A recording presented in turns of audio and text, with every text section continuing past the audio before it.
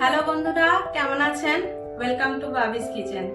আজকে আপনাদের সাথে আমি মটনের একটা রেসিপি শেয়ার করব।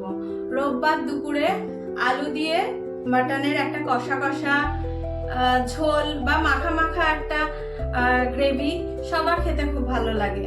তাই আমি আজকে একটা আলু দিয়ে মটনের কারি আপনাদের সাথে শেয়ার করব। চলুন তাহলে কি কি লাগছে সেটার জন্য দেখে নিই মটনের ঝোল বা গ্রেভি করতে। এখানে 700 থেকে 800 মতো মাটন আছে, আমরা নিয়ে নিয়েছি।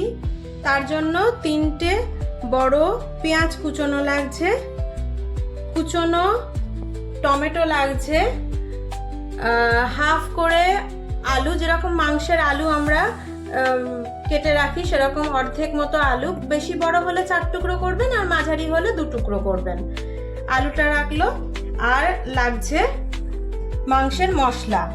মাংসের মশলার মধ্যে একটা গোটা ফুল রসুনের কোয়া লাগবে, তাতে 10-12টা 15টা মতো কোয়া বেরোবে, 1 ইঞ্চি মতো আদা, 3টে মতো পেঁয়াজ আর খানিকটা কাঁচা লঙ্কা। কাঁচা লঙ্কা দিচ্ছি, আপনারা ঝালটা নিজেদের মতো করে নেবেন, যেরকম যা ঝাল লাগে সেটা নিজেদের মতো করে। আর লাল লঙ্কার গুঁড়ো দিলে সেটাও আপনারা দিতে পারেন, কিন্তু আমি এই মশলার সাথে কাঁচা লঙ্কাটা বেটে নেব, কারণ কাঁচা লঙ্কাটাই আমি রান্নায় দিয়ে থাকি। তাহলে চলুন রান্নাটা শুরু করি। কড়াইতে তেল নিয়ে নিয়েছি পরিমাণ মতো, যতটা তেল লাগবে আর কি, সেই তেলটা নিয়ে নিয়েছি। নিয়ে তেলটা গরম হয়ে গেছে। তেলটা গরম হয়ে যাওয়ার পর ডুমো করে কাটা আলুটা এর মধ্যে দিয়ে দেবো। একটু ধার ধার চেপেই দিতে হবে, যাতে খুব সাবধানে তেলটা যাতে গায়ের মধ্যে না ছিটে আসে, কারণ তেলটা তো বেশ গরম হয়েছে। প্রথমে আমরা আলুটা ভেজে তুলে নেব, লাল লাল করে মাংসের আলুটা ভেজে তুলে নেব, কারণ পাঁঠার মাংসে একটু আলু না হলে ঠিক জমে না মাংস, সেটা রুটি দিয়ে খান বা ভাত দিয়ে, একটু আলু হবে, সেটাই খেতে ভালো লাগে। মাংসের আলাদা একটা টেস্ট, মানে মাংসের আলুর আলাদা একটা স্বাদ, সেটা খুব ভালো লাগে মাংসের আলুটা খেতে। এটা একটুখানি এরমভাবে লাল লাল করে ডুবো তেলে একটু ভেজে নেব।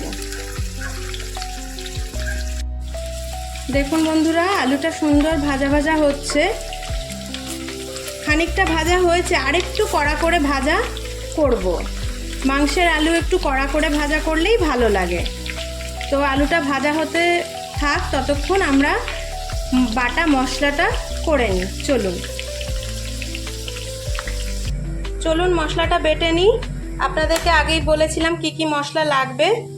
1 ইঞ্চি মতো আদা,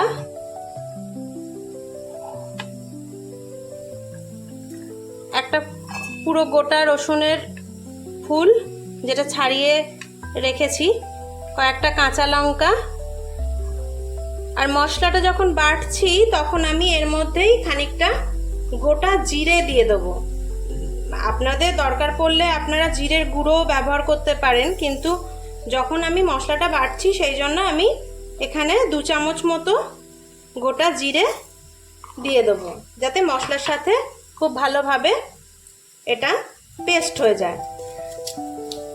বাটা মশলার একটা আলাদাই স্বাদ হয়, সেই জন্য এর সাথে আমি জিরেটা বেটে নিচ্ছি এই সব মশলার সাথে। পেঁয়াজটা টুকরো টুকরো করে কেটে নিচ্ছি যাতে পেস্টটা ভালো হয়। চলুন এই পেস্টটা তাহলে আমরা করে নিই।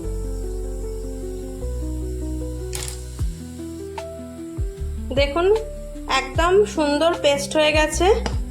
এটার মধ্যে পেঁয়াজ, আদা, রসুন, গোটা জিরে, কাঁচা লঙ্কা সমস্তটাই রয়েছে, সমস্তটা একেবারে আমি পেস্ট বানিয়ে নিয়েছি। চলুন এবার আলুটা কতটা ভাজা হলো সেটা একবার দেখে নিই।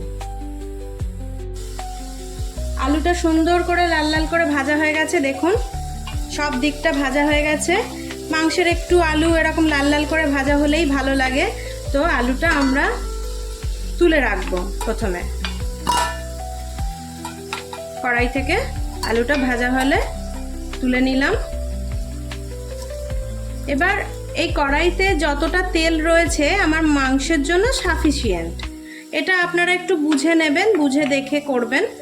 যতটা পরিমাণ ততটাই পরিমাপ অনুযায়ী জিনিস দিতে হবে। আমার যে তেলটা রয়েছে সেটা আমার পরিমাণ অনুযায়ী ঠিক আছে। এবার আলুটা তুলে নেওয়ার পর এই গরম তেলে এবার দুটো তেজপাতা ফাটিয়ে দিয়ে দেবো।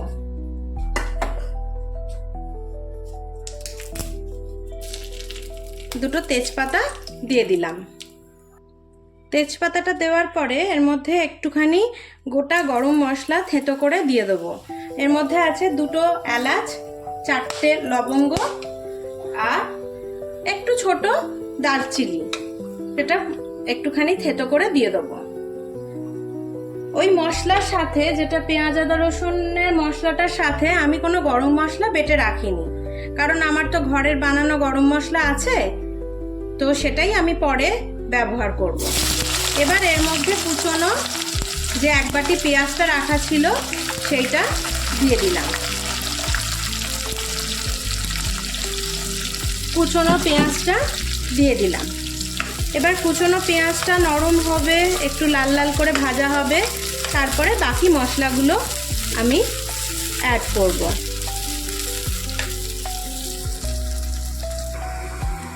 দেখুন বন্ধুরা, পেঁয়াজটা পুরো লাল লাল করে সুন্দর ভাজা হয়ে গেছে, নরমও হয়ে এসছে। এবার আমরা এর মধ্যে বাটা মশলাটা, যেটা মিক্সিতে বেটে রেখেছি, সেটা আমরা দিয়ে দেবো।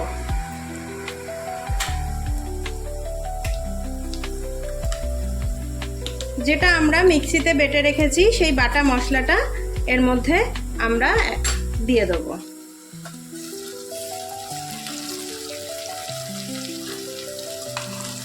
পুরোটাই পরিমাণ অনুযায়ী আপনাদের পরিমাপটা হবে, যতটা মাংস থাকবে সেই অনুযায়ী মশলাটা হবে। আমার যতটা মাংস ছিল সেই অনুযায়ী আমি বাটা মশলাটা দিলাম। এবার এর মধ্যে একে একে সব কিছু দেবো। যেমন টমেটোটা কোচানো ছিল, সেই টমেটো কোচানোটা দিয়ে দেবো এর মধ্যে। এর মধ্যে 3টে বড় বড় সাইজের টমেটো রয়েছে। এবার এরপরে দেব পরিমাণ মতো নুন। মাংস, আলু, গ্রেভি সবটা মিলিয়ে যতটা নুন লাগবে আমি একেবারেই পুরোটা দিয়ে দিলাম। নুন দিলাম। এবার হলুদ দেব।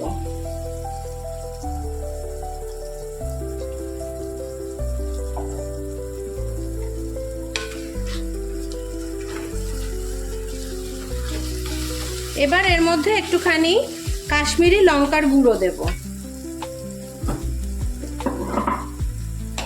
যাতে রংটা ভালো আসে। ঝালের জন্য এমনিতেই কাঁচা লঙ্কা বাটা দিয়ে দিয়েছি, সেই জন্য রঙের জন্য কাশ্মীরি লঙ্কার গুঁড়োটা দেব, কারণ কাঁচা লঙ্কার ঝালটা খাওয়াই ভালো। এখনকার তো অনেকেরই পেটের সমস্যা থাকে, অনেক কিছু থাকে, শুকনো লঙ্কার গুঁড়ো না খাওয়াই তাদের ভালো। আমি সেই জন্য মশলার সাথে কাঁচা লঙ্কাটা বেটে নিয়েছি। এবার রঙের জন্য কাশ্মীরি লঙ্কার গুঁড়োটা দিয়ে দিলাম। এবার এটাকে সুন্দর করে কষাতে থাকবো যতক্ষণ না টমেটোটা নরম হচ্ছে আর মশলাটা কষে তেল ছাড়ছে। দেখুন মশলাটা কষতে কষতে সুন্দর একটা রং ছেড়ে এসছে, তেলও ছেড়ে এসছে। এবার আমরা এর মধ্যে ধুয়ে রাখা মাটনটা দিয়ে দেবো। মাটনটা দেওয়ার পরে এরপরে কষতে থাকবো, সুন্দর করে মাটনটা দিয়ে এবার কষবো। পাঁঠার মাংসের আসল ইউএসপিটা হচ্ছে কষানোটা। আপনি যত ভালো কষাতে পারবেন তত ভালো এর স্বাদ হয়, মানে এর মধ্যে স্বাদ ঢোকে। তো মাটনটা দিয়ে দিলাম, দিয়ে এবার এটা ভালো করে সুন্দর করে মশলার সাথে কষতে থাকবে। এটা ঢাকা দিয়ে দিয়ে কষাতে হবে।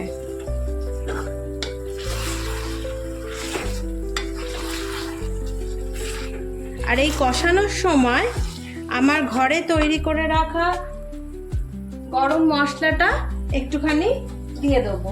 এই গরম মশলার রেসিপিটা অনেকেই চেয়েছেন, আমি দেব, সময়ের অভাবে একটুখানি করে উঠতে পারছি না, রেসিপিটা শেয়ার করতে পারছি না, দেখাতে পারছি না কিভাবে আমি ঘরে তৈরি করি গরম মশলাটা।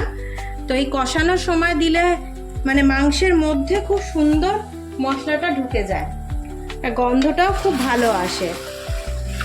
একবার এই কষানোর সময় অল্প একটুখানি দেব, আর যখন একদম শেষ হয়ে যাবে তখন দেব। তো এখন এই মাংসটা মশলার সাথে সুন্দর করে কষানো হোক। একটু ঢাকা দিয়ে দিয়েই কষাবো মাংসটা। চলুন ঢাকাটা সরিয়ে দেখে নিই কিরকম হয়েছে। দেখুন কি সুন্দর রং এসছে, কষাটা হয়েছে। মাটন যত কষবেন তত এর স্বাদ খোলে। এটা একদম কষানোটা কমপ্লিট। এবার আমরা এটাকে কুকারের মধ্যে দেবো। কুকারের মধ্যে দিয়ে 2 কি 3টে সিটি দেবো। আর এটা যখন কুকারে দেব তখন কিন্তু আলুটা দেব না, আলুটা পরে দেব। আপনাদেরকে দেখাচ্ছি কিভাবে।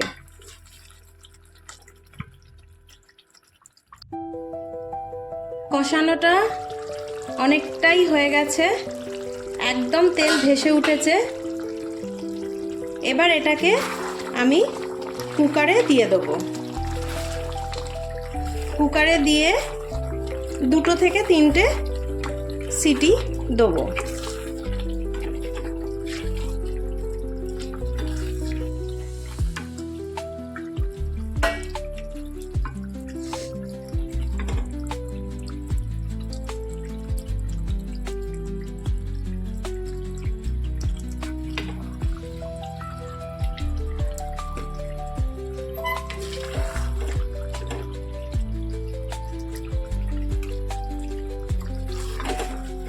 এটা পুরোপুরি কুকারে শিফট করব।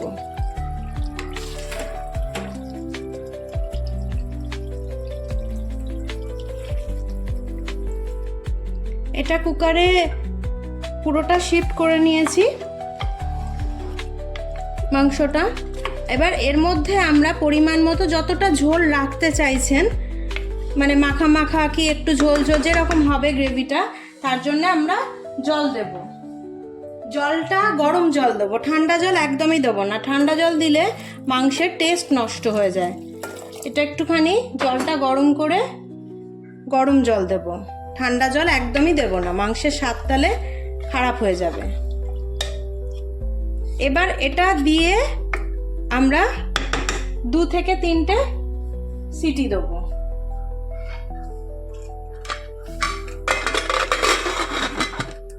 এটা দিয়ে 2 থেকে 3টে হুইসেল পড়া পর্যন্ত আমরা ওয়েট করব।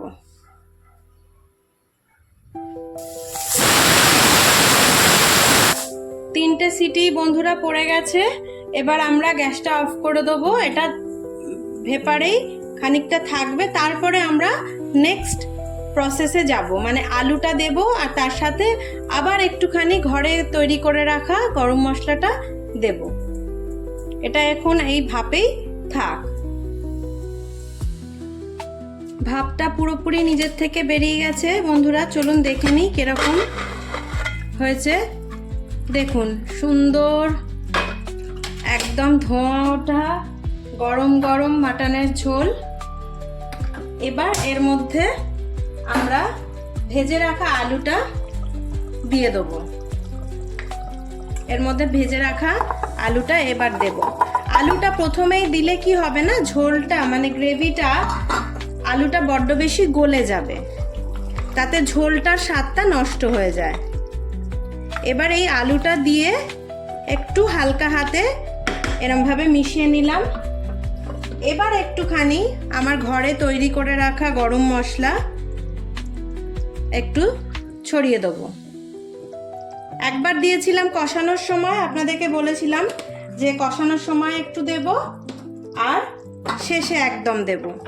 তা শেষে বলতে এই আলুর সাথে এই গরম মশলাটা দিয়ে ভালো করে নাড়িয়ে চাড়িয়ে নেব। নাড়িয়ে নিয়ে নাড়াচাড়া হয়ে গেলে এবার এটাকে আর একটা সিটি দেবো। একটা সিটি দিলেই মাংসটা একদম রেডি হয়ে যাবে। মাংস তো সেদ্ধ হয়ে গেছে, এবার এই একটা সিটি দিলে আলুটাও সেদ্ধ হয়ে যাবে। চলুন বন্ধুরা, এবার এটা ঢাকা দিয়ে একটা সিটি দিয়ে দিই। রেসিপিটা কেমন লাগলো আপনারা অবশ্যই জানাবেন। পরিবেশন করার সময় দেখবেন কত সুন্দর হয়েছে। কমেন্ট করবেন, শেয়ার করবেন, সাবস্ক্রাইব করবেন, আর সাবস্ক্রাইব করার সময় বেল আইকনটা প্রেস করে দেবেন, যাতে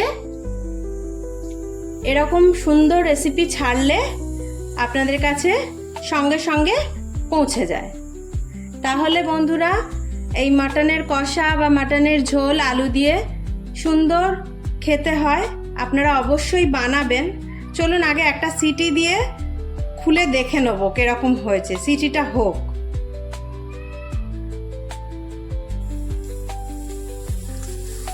একটা সিটি পড়বে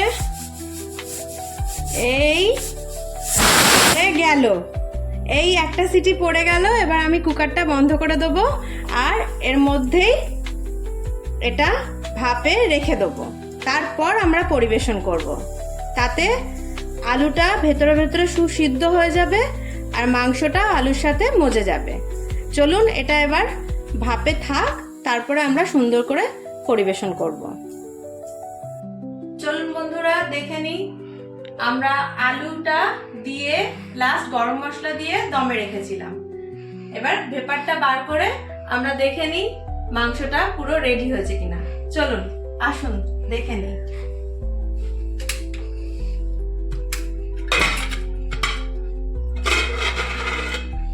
দেখুন একদম রেডি মাংস, সুন্দর সেদ্ধ হয়ে গেছে আলুর সাথে। একদম কষা কষা মাংস, রোববার দুপুরে খাওয়ার জন্য আইডিয়াল। যেমন মাংস সেদ্ধ হয়েছে সেরকম আলু সেদ্ধ হয়েছে। আপনারা এই প্রসেসে করবেন, খুব সুন্দর হবে। মশলা মাংস সব একসাথে হয়ে গেছে। চলুন এটা এবার আমরা সার্ভ করে নিই। চলুন পরিবেশন করে নিয়েছি। কিরকম হয়েছে দেখুন, রান্নাটা সুন্দর দেখতে হয়েছে। রবিবারের দুপুরে একদম মাটন আলু দিয়ে ঝোল আপনারা অবশ্যই বানাবেন। বানিয়ে আমাকে কমেন্টে জানাবেন কেমন লাগলো। সাবস্ক্রাইব করবেন, সাবস্ক্রাইব করার সময় বেল আইকনটা প্রেস করে নেবেন, যাতে সুন্দর সুন্দর রেসিপি ছাড়লে আপনাদের কাছে যায়। আর এই রেসিপিটা খুব সাধারণ, মানে আমি আমার মতো করে দেখিয়েছি, কিন্তু এইভাবে করবেন, খুব সুন্দর খেতে হয় মাটনের ঝোল। অবশ্যই বানাবেন। ভালো থাকবেন বন্ধুরা, টাটা।